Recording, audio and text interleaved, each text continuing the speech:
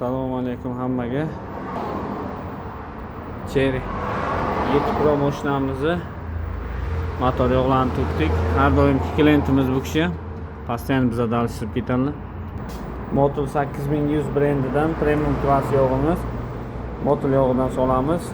Keyin воздушный salon filtrlarini yangisidan qo'yamiz. Endi bizda masalan постоянно Cherry'ni o'zini original salonni воздушный filtrlari и original massinli filtr. Agar kimda original filtr bo'lmasa, analog qo'ysa ham bo'ladi. Воздушный salonni filtri не обязательно original qo'yish.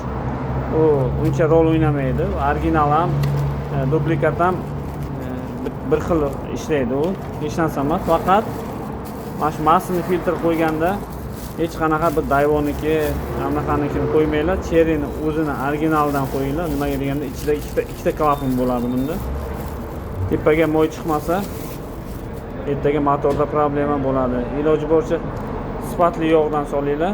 5000-7000 da yog'ini alishtiringlar.